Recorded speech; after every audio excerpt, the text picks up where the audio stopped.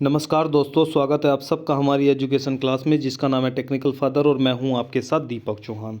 तो स्टार्ट करते हैं आज के लेक्चर को। जितने भी लेक्चर हमारे अभी तक आए हैं, अगर आप लोगों ने वो नहीं देखे हैं तो प्लीज़ टेक्निकल फादर की जो प्लेलिस्ट है आप उन्हें वहाँ पर जाकर देख सकते हो, ताकि जितने भी हमारे लेक्चर आएंगे आगे उनसे आप उन्हें कोरिलेट कर सको। आपके लिए खुशखबरी भी है कि जो एक बुक है वो जल्दी ही लॉन्च होने वाली है। उसमें हम जो है कुछ चीज़ें कवर करने वाले हैं, जिसमें प्लास्टिक मटेरियल हम कोशिश करेंगे कि प्लास्टिक मटेरियल उसमें रखें। Plastic material, plastic processing, plastic testing और कुछ मेंटेनेंस और मोल्ड से रिलेटेड काफ़ी सारे टॉपिक हम उसमें देने वाले हैं। तो जल्दी ही नीचे कमेंट बॉक्स में आप लोग मेंशन कर सकते हैं कि कितने लोगों को बुक का इंतज़ार है। तो जैसे ही आप हमारा मोटिवेशन बढ़ता है हम और अच्छे तरीके से उस पर काम करेंगे और जल्दी ही जो बुक है वो आप लोगों के सामने आएगी। तो चलते हैं अपने लेक्चर की तरफ। आप लोग जानते हो कि हम स्पेशल जो इंटरव्यू है उसके जो पार्ट हैं, वीडियो हैं, लेक्चर हैं, वो आप लोगों के सामने एक सीरीज चला रहे हैं, ताकि जितनी भी इंडस्ट्री कैंपस करने आती है, विजिट करने आती हैं, तो बच्चे बहुत अच्छी तरीके से परफॉर्मेंस उनके सामने दे सकें और एक अच्छी जॉब उन लोगों को मिल सके। लास्ट लेक्चर 3 आ चुके हैं, तो उन तीनों लेक्चर को आप सीरीज़ बाय सीरीज़ देख लीजिए, ताकि आप लोगों की जो अंडरस्टैंडिंग है वो अच्छी हो सके। आज हम 10 क्वेश्चन आप लोगों के सामने डिस्कस करेंगे, और ये जो 10 क्वेश्चन हम डिस्कस कर रहे हैं इनके आप लोग नीचे कमेंट बॉक्स में भी मुझे बताएं कि आप लोगों को इनके क्वेश्चन और नीचे बिल्कुल सटीक आंसर आप लोगों को चाहिए या आप खुद से ही बना लोगे, ठीक है। तो पहला क्वेश्चन हम डिस्कस करते हैं। लास्ट में हमने जो बैक प्रेशर है, सक बैक है, रूलिंग से रिलेटेड काफ़ी सारी चीज़ें हम लोगों ने डिस्कस कर ली थी, और आज हम स्टार्ट करेंगे शॉर्ट साइज से, ठीक है। तो short size, short weight, short capacity, ये तीनों एक ही नाम से तुम्हें लगती है कि इसमें कुछ राइमिंग बन रही है कि ये एक जैसी ही कोई चीज़ है, लेकिन ये तीनों अलग अलग चीज़ें होती हैं। पहली बात करते हैं हम शॉर्ट साइज की, ठीक है। जैसे ही हम इंजेक्शन करते हैं तो जितना भी मटेरियल हम बैरल के अंदर चार्जिंग के दौरान स्टोर करते हैं वो सारा का सारा मटेरियल हम कोशिश करते हैं कि मोल्ड के अंदर इंजेक्ट कर दें। तो वो जो मटेरियल होता है वो मटेरियल बैरल के अंदर स्टोर कब होता है? जब स्क्रू चार्जिंग के दौरान पीछे की तरफ जाता है, ठीक है, जब भी वो स्टोर होता है। तो जैसे ही स्क्रू घूमने लगता है तो घूमते घूमते वो क्या करता है, होपर से प्राप्त मटेरियल को बैरल में स्क्रू के आगे स्टोर करता रहता है। तो जब वो स्टोर करेगा तो स्क्रू पीछे की तरफ चलने लगेगा। तो पीछे की तरफ जब स्क्रू चलेगा तो कैसे चलेगा, 1 mm, 2 mm, 3 mm, 4 mm, और ऐसे करते करते 30 है, 40 है, 50, 100, जितना भी वो पीछे की तरफ जाता है चार्जिंग के दौरान। जब वो पीछे की तरफ जाता है तो आप ये कह सकते हो कि जितने स्क्रू चार्जिंग के दौरान पीछे जाता है उसी को हम क्या बोलते हैं, शॉर्ट साइज बोलते हैं। इसका एक एग्जांपल समझिए। मान लो कि क्रिकेट चल रहा है और क्रिकेट में एक बैट्समैन है। अगर वो जो बल्ला होता है, बैट होता है, अगर उसे थोड़ा पीछे करता है तो क्या शॉट दूर जाएगा? बॉल क्या दूर जाएगी? नहीं जाएगी। क्यों? क्योंकि उसने थोड़ा पीछे किया। अगर वो और पीछे करेगा और तब शॉट लगाएगा तो बॉल और दूर जाएगी। अगर वो और ज़्यादा पीछे करेगा तो बॉल और दूर जाएगी। और सिक्स कब लगाए जाते हैं? जब बल्ले को बहुत अच्छी तरीके से पीछे ले जाया जाता है और फिर उसे हिट किया जाता है बॉल पे, तो वो सिक्स पे जाता है। तो वैसे के वैसे स्क्रू जितना पीछे जाता है उतना ही बड़ा शॉट मोल्ड के अंदर हम लगा सकते हैं, ठीक है। यानी कि मोल्ड के अंदर ज़्यादा मटेरियल हम भेज सकते हैं अगर स्क्रू हमारा ज़्यादा पीछे जाएगा। तो जितने स्क्रू पीछे जाता है उसे ही हम क्या बोलते हैं, शॉर्ट साइज बोलते हैं। तो शॉर्ट साइज को बढ़ाकर हम मोल्ड के अंदर जो शॉर्ट वेट होता है उसे बढ़ा सकते हैं, मटेरियल की क्वांटिटी मोल्ड के अंदर बढ़ा सकते हैं, और शॉर्ट वेट को कम करके मटेरियल के अंदर की क्वांटिटी को हम घटा भी सकते हैं। ये क्वेश्चन आप लोगों का पहला रहा। फिर आप सब लोगों से पूछा जा सकता है कि ठीक है शॉर्ट वेट बताओ, फिर शॉर्ट वेट क्या होता है? तो आप लोग क्या कह सकते हो कि इंजेक्शन मोल्डिंग मशीन में जो आप लोगों ने शॉर्ट साइज लिया था, वो जो मटेरियल इकट्ठा हुआ उस मटेरियल को मोल्ड के अंदर आप लोगों ने इंजेक्ट करा दिया।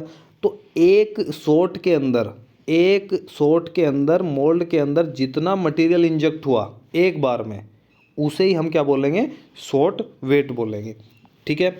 अब बात करते हैं शॉर्ट वेट की। तो शॉर्ट वेट क्या है? तो हम क्या करते हैं, जैसे ही हमारा प्रोडक्ट बना तो बनने के बाद में हम क्या करते हैं, टोटल नंबर ऑफ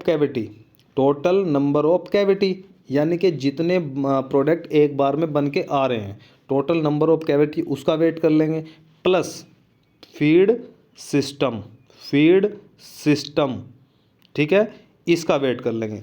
इन दोनों का वेट करने के बाद जो भी नंबर आएगा, जो भी वैल्यू आएगी, उसे हम क्या बोलेंगे, शॉर्ट वेट बोलेंगे, ठीक है, इसे नोट कर लो। फीड सिस्टम, अब ये बात आई, ये बात तो तुम्हें समझ में आ गई, ठीक है जी, नंबर ऑफ कैविटी जितने प्रोडक्ट बने हैं उनका वेट कर लिया हमने कैविटी वाइज। लेकिन फीड सिस्टम क्या बोला है, तो फीड सिस्टम का हम क्या करेंगे, फीड सिस्टम इक्वल टू होता है स्प्रू, रनर और गेट, इन तीनों को हम बोलते हैं फीड सिस्टम। तो हमें क्या करना है, ओवरऑल स्प्रू, रनर और गेट का वेट करना है, किसके साथ, नंबर ऑफ कैविटी के साथ। तो जब हम इस सारे शॉर्ट का वेट कर लेंगे तो उसे हम बोलेंगे शॉर्ट वेट। आई होप कि चीज़ें आप लोगों को समझ में आई होंगी। फिर वो तीसरा क्वेश्चन पूछता है आपसे कि शॉर्ट कैपेसिटी फिर क्या होती है। तो आप लोग बता सकते हो कि इंजेक्शन मोल्डिंग मशीन एक बार में मैक्सिमम जितने ग्राम का शॉर्ट लगा सकती है, उसे उस मशीन की हम वो क्या बोलते हैं, शॉर्ट कैपेसिटी बोलते हैं। कैपेसिटी मतलब क्षमता, उससे बड़ा शॉर्ट वो नहीं लगा सकती है। और ये कब लगेगा, जब स्क्रू अपनी पूरी क्षमता के साथ पीछे चला जाएगा, ठीक है, उससे पीछे वो जा ही नहीं सकता है। तो उसे क्या, यानी कि मैक्सिमम शॉर्ट साइज बराबर मैक्सिमम शॉर्ट कैपेसिटी आप लोग बोल सकते हो। मैक्सिमम शॉर्ट साइज बराबर मैक्सिमम शॉर्ट कैपेसिटी मशीन की बोल सकते हो, ठीक है, अगर हम इंट्रूजन का उपयोग ना करें। क्योंकि इंट्रूजन में क्या होता है कि हम मशीन की औकात से भी थोड़ा बड़ा प्रोडक्ट बनाने की कोशिश कर लेते हैं और वो बन जाता है, ठीक है। नेक्स्ट क्वेश्चन आप लोगों से पूछा जा सकता है कि बैरल स्क्रू की जो क्लियरेंस होती है वो कितनी होती है। भाई स्क्रू क्या है, बैरल के अंदर घूम रहा है तो वो क्या है, फ्री है, फ्री मूवमेंट तभी तो कर रहा है जब उसके बीच में क्लियरेंस है। लेकिन मटेरियल फिर भी वहाँ से लीक नहीं हो रहा है, पीछे की तरफ पास नहीं हो रहा है, आगे की तरफ पास नहीं हो रहा है, तो वो जो क्लियरेंस है वो कितनी है। तो आप लोग मेंशन कर सकते हो कि स्क्रू और बैरल की जो क्लियरेंस होती है वो 0.02 mm होती है, ठीक है, तो ये भी आप बता सकते हो। फिर आपसे अगला क्वेश्चन पूछा जाता है कि थर्मोकपल क्या होते हैं। तो आप लोग बता सकते हो कि जो बैरल होता है, बैरल का जो टेम्परेचर होता है उसे सेंस करने के लिए जो वायर लगी होती है उसे ही हम थर्मोकपल कहते हैं। तो अब क्या बोल सकते हो कि थर्मोकपल का यूज़ जो है वो बैरल के टेम्परेचर को सेंस करने के लिए किया जाता है। फिर आपसे पूछा जा सकता है क्या ये हीटर में लगे होते हैं, नहीं जी, ये हीटर में नहीं लगे होते, ये बैरल में ही लगे होते हैं, क्योंकि ये बैरल का ही टेम्परेचर सेंस करते हैं। ये मटेरियल का टेम्परेचर सेंस नहीं करते, बैरल का करते हैं, और बैरल और मटेरियल के टेम्परेचर में डिफरेंस होता है, ये आप लोगों को पता होना चाहिए। नेक्स्ट क्वेश्चन आप लोगों से पूछा जा सकता है बैंड हीटर के बारे में, ठीक है, बैंड हीटर मैं बोल रहा हूँ लेकिन वो आप लोगों से हीटर के बारे में ही पूछेगा।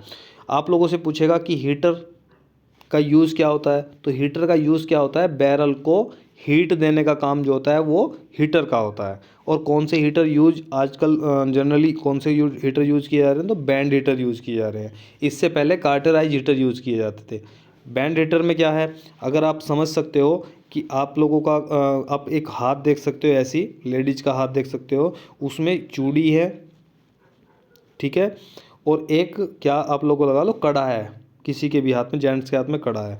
तो चूड़ी, अगर मैं ये वाली चूड़ी को निकालूंगा तो ये दोनों मुझे निकालनी पड़ेगी। ये क्या है, एज ए कार्टराइज हीटर। अगर ये वाला हीटर ख़राब हो गया तो ये हीटर निकालने पड़ेंगे, तभी मैं इस हीटर को रिप्लेस कर पाऊँगा।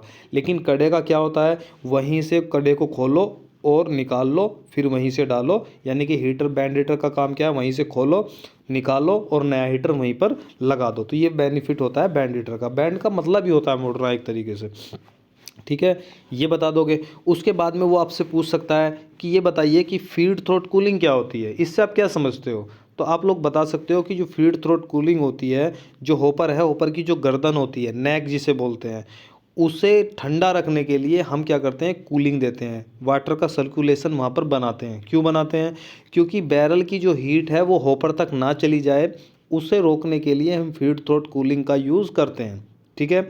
और ऐसा क्यों करते हैं, क्योंकि अगर बैरल के अंदर का जो टेम्परेचर है वो हॉपर में चला गया तो जो प्लास्टिक रॉ मटेरियल बैरल में आकर मेल्ट हो रहा था अब वो कहाँ मेल्ट होने लगेगा, अब तो हॉपर की गर्दन में मेल्ट होने लगेगा। तो वहाँ पर क्या हो जाएगा, वो जम जाएगा। तो हॉपर से जो मटेरियल बैरल में आ रहा है तो उसकी सप्लाई रुक जाएगी, सप्लाई रुक जाएगी तो मशीन आप लोगों की बंद हो जाएगी। तो इसीलिए फीड थ्रोट कूलिंग का यूज़ किया जाता है। ठीक है। नेक्स्ट क्वेश्चन वो आप लोगों से पूछ सकता है कि नोजल के बारे में बताइए। तो आप नोजल के बारे में बता सकते हो कि जो नोजल का यूज़ होता है वो प्रेशर क्रिएट करने के लिए किया जाता है, तो ये नोजल का काम होता है।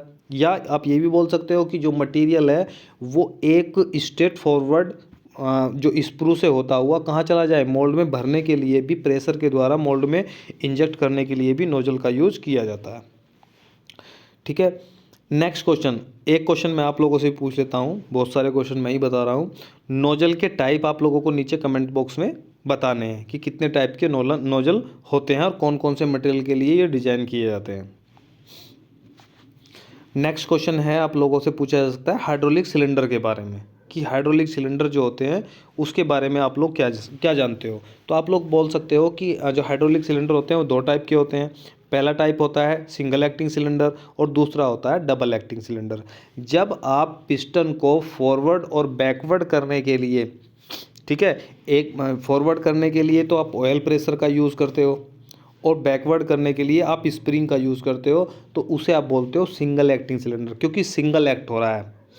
जब आप पिस्टन को मूव कराने के लिए बैकवर्ड या फॉरवर्ड दोनों में ही ऑयल प्रेशर का यूज़ करते हो इन आउट के हेल्प से, तो उसे आप बोलते हो डबल एक्टिंग सिलेंडर। और इंजेक्शन मोल्डिंग मशीन में डबल एक्टिंग सिलेंडर का ही यूज़ किया जाता है। अब नेक्स्ट क्वेश्चन पूछा जा सकता है कि आप बताइए कि जो इंजेक्शन यूनिट है या फिर इंजेक्शन मोल्डिंग मशीन है उसमें कितने सिलेंडर लगे हो सकते हैं। ठीक है। तो अगर आप लोगों ने सही में काम किया होगा, चीज़ों को समझा होगा तो आप बता सकते हो, वरना तो नहीं बता सकते। तो आप देख सकते हो कि दो जो सिलेंडर होते हैं वो इंजेक्शन यूनिट को बैकवर्ड और फॉरवर्ड करने के काम आते हैं। कितने हो गए, दो। दो होते हैं इंजेक्शन कराने के लिए। ठीक है। उनमें पाइप सेम ही लगा होता है दोनों में, लेकिन वो अलग अलग होते हैं। तो दो हो गए किसके लिए, इंजेक्शन यूनिट को बैकवर्ड फॉरवर्ड करने के लिए, दो इंजेक्शन कराने के लिए। कितने हुए, चार हो गए। तो चार सिलेंडर आप लोगों को कहाँ मिले, इंजेक्शन यूनिट में। अब आ जाओ क्लैंपिंग यूनिट में, एक इजेक्टर के लिए होता है 5, एक होता है मोल्ड को ओपन क्लोज करने के लिए 6। ठीक है। तो ये 6 सिलेंडर इंजेक्शन मोल्डिंग मशीन में जर्नली लगे होते हैं। अगर कोई एक्स्ट्रा कोर वगैरह का सिस्टम नहीं है तब, अगर कोई कोर लगी हुई है तो उसके लिए भी जो हाइड्रोलिक सिलेंडर है वो कोर के रूप में यूज़ होते हैं। ठीक है। इसके बाद में आप लोगों से क्वेश्चन पूछा जा सकता है कि हाइड्रोलिक मोटर के बारे में आप बताइए, हाइड्रोलिक मोटर का क्या काम होता है। तो हाइड्रोलिक मोटर का जो काम होता है वो रिफिलिंग या चार्जिंग के दौरान स्क्रू को रोटेट कराने का होता है। ठीक है। मोटर से ही पता लग रहा है आप लोगों को कोई चीज़ क्या कर रही है, रोटेट कर रही है। तो हाइड्रोलिक मोटर का काम क्या होता है, स्क्रू को रोटेट करने का काम होता है। ठीक है। तो ये भी आप लोगों से पूछा जा सकता है कि कितने हाइड्रोलिक मोटर जो होते हैं वो यूज होते हैं। अगर इलेक्ट्रिक मशीन है तो इलेक्ट्रिक मोटर यूज होते हैं और कई सारे होते हैं, उसके बारे में भी हम डिस्कस करेंगे। लेकिन हाइड्रोलिक मोटर की जब बात करें तो उसमें दो यूज होते हैं, एक सन गियर को घुमाने के लिए, रोटेट कराने के लिए, एक स्क्रू को रोटेट कराने के लिए। जब हम क्लैंपिंग यूनिट पढ़ेंगे तो हम सन गियर के बारे में भी चर्चा आप लोगों से ज़रूर करेंगे। ठीक है। तो आज के लिए 10 क्वेश्चन आप लोगों के हो गए हैं। नेक्स्ट वीडियो में हम 10 क्वेश्चन और आप लोगों के लिए इंटरव्यू के लिए लेकर आएंगे। ठीक है। तो आज के लिए इतना ही। जो वीडियो आप लोगों को अगर पसंद आई है तो वीडियो को लाइक जरूर कर दें, दोस्तों को शेयर कर दें, और चैनल पे अगर आप नए हैं तो चैनल को सब्सक्राइब कर लें और ऑल जो बेल आइकन है, ऑल वाला जो ऑप्शन है उसे आप क्लिक कर दें ताकि वीडियो जैसे ही आए वह आप लोगों तक पहुंच जाए। ठीक है। तो आज के लिए इतना ही, मिलते हैं नेक्स्ट लेक्चर में। जब तक के लिए दीजिए हमें इजाज़त। जय हिंद, जय भारत।